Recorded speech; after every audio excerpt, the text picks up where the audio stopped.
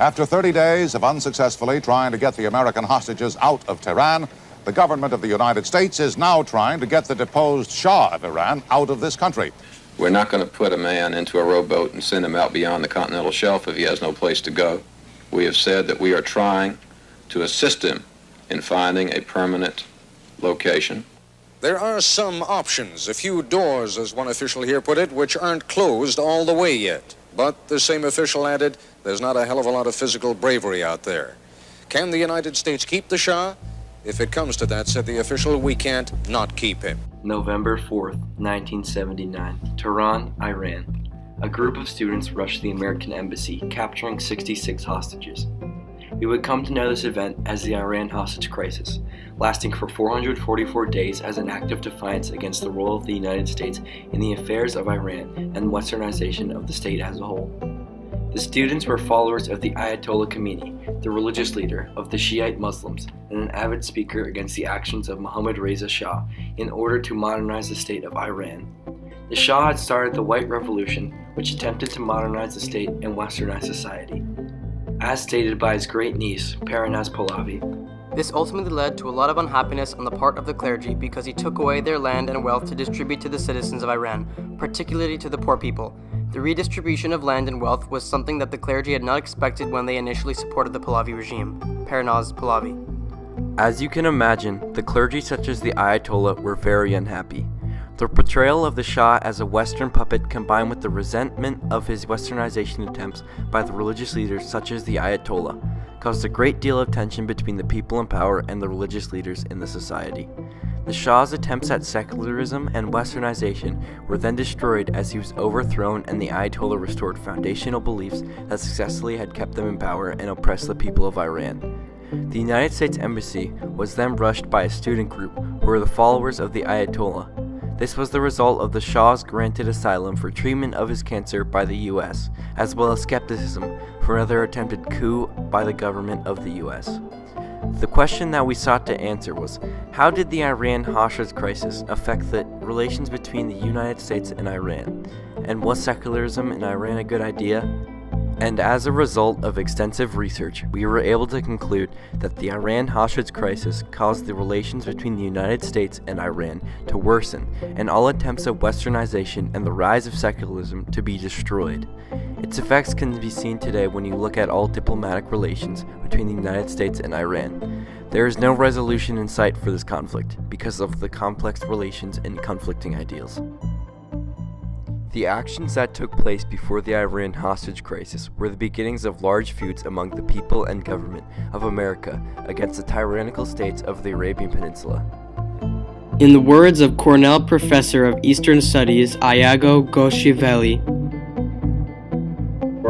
and as a force that it represents in the world, in the West and now in the region, is simply after the demise of the Islamic Republic of Iran. So they're not interested in negotiating anything. They're interested in destroying the Islamic Republic of Iran and replacing it with a different regime or state or order, whatever word you want to choose. For centuries, Islam has had a great influence in Middle Eastern governments and affairs. Iran falls under this category. Throughout the reign of the Shah, Iran's political system has been dominated by religion, which preach ideas of a tyrant society. As a result of Islam control of the government, Iran implemented rules and restrictions on their people through religion in order to oppress certain groups, resulting in the same groups of people obtaining power.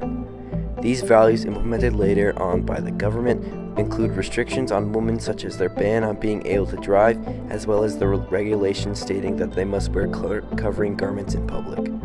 In 1929, the Pahlavi family came into power, and still holds power to this day.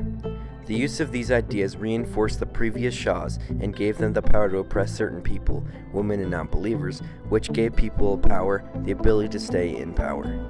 The disregard for these rules were a part of a white revolution, which it ultimately brought down when the Ayatollah Khomeini rose to power. November 4th, 1979, brought the unimaginably tense relationship between the U.S. and Iran to a climax. Immediately following the storming of the U.S. Embassy, President Jimmy Carter imposed economic sanctions and applied diplomatic pressure to expedite negotiations for the release of the hostages. First, Carter canceled oil imports from Iran. Then he expelled a number of Iranians from the U.S., followed by a freezing of about $8 billion of Iran assets in the U.S. At first, the Iranian government denied responsibility for the incident, but its failure to take action against the hostage takers belied the denial. The Carter administration could do little other at that point and then be patient and persistent as it desired not to make the relations any worse than they already were. Then, in February 1980, Iran issued a list of demands for the hostages released. They included the Shah's return to Iran, a demand for an apology for the American involvement in Iran, including for the coup in 1953, and a promise to steer clear of Iranian affairs in the future. The American government could not simply expedite the Shah, who had been a valuable ally to the United States when he was in power, and made many efforts to better these relationships as a whole. In late April, Carter decided upon an ultra-secret mission to rescue the hostages, in the operation dubbed Eagle Claw, seemed hastily thrown together by some, doomed to failure by others. Tehran was surrounded by 700 miles of desert on all sides. The city itself was crammed with 4 million people, and the embassy was massive and very well guarded. The operation was to have been a 2-night process requiring a minimum of 6 helicopters and a handful of C-130 cargo aircraft. To be on the safe side, 8 helicopters were prepared for the mission. Ultimately, as a result of sandstorms and operating problems, the mission failed, killing a total of 8 Americans. This failed operation was humiliating to the United States, and it caused an uproar from the people of the United States, as well as negatively affected the reputation of Jimmy Carter. This brought the United States back to square one. Upon the death of the Shah in July, which neutralized one demand, and the Iraqi invasion of Iran in September, Iran became more amenable to reopening negotiations for the hostages' release. In the late stages of the presidential race with Ronald Reagan, Carter, given those new parameters, might have been able to bargain with the Iranians, which might have clinched the election for him. Reagan won the election, partly because of the failure of Carter administration to bring home the hostages. Within minutes of Reagan's inauguration, the hostages were finally released under Reagan with the Algiers Accords. The Algeria Declaration were a set of agreements between the United States and Iran to resolve the Iran hostage crisis, brokered by the Algerian government, who served as a neutral intermediary at the request of Iran. They were signed in Algiers on January 19, 1981. The most crucial and impactful changes implemented were that the U.S. would not intervene politically or militarily in Iran internal affairs, and that the U.S. would remove a freeze on Iranian assets and trade sanctions on Iran. The U.S. chief negotiator was the Deputy Secretary of the State Warren Christopher, who met up with a team of Algerian mediators, including the Algerian Foreign Affairs Minister, and a team of Algerian intelligence members, as well as the Prime Minister. The implications that took place after the Iran hostage crisis was a short-lasting period of peace between the United States government and the Iranian government, but there was still a great deal of hatred and skepticism for the people of both countries. The people of the U.S. were also skeptic about how the negotiations that took place between Iran and the Reagan administration. However, this was disregarded because of the successful release of the hostages. The events also ultimately shifted our approach to the Iran-Iraq war and may have been one of the main reasons we aided Iraq instead of Iran. We were able to conclude that secularism in Iran was a good idea and would have benefited Iran greatly and caused many of these conflicts to be avoided. However, the destruction of these attempts and the Iran hostage crisis in general worsened relationships with other countries and solidified oppressive government ideals in Iran.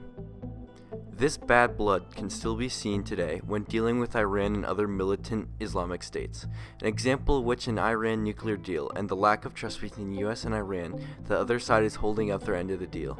We are able to conclude that there is no resolution in sight for this conflict because of the great differentiation between the ideals of countries and the constant worsening of relationships as well. In the words of American author Black Hawk Down and guest of the Ayatollah, Mark Bowden, the United States and Iran's vastly conflicting ideals in combination with their extensive hostile relations have caused a rift between the countries so vast that the window for reconciliation had almost completely closed, and as a result, these relations will not be easily resolved, especially without conflict.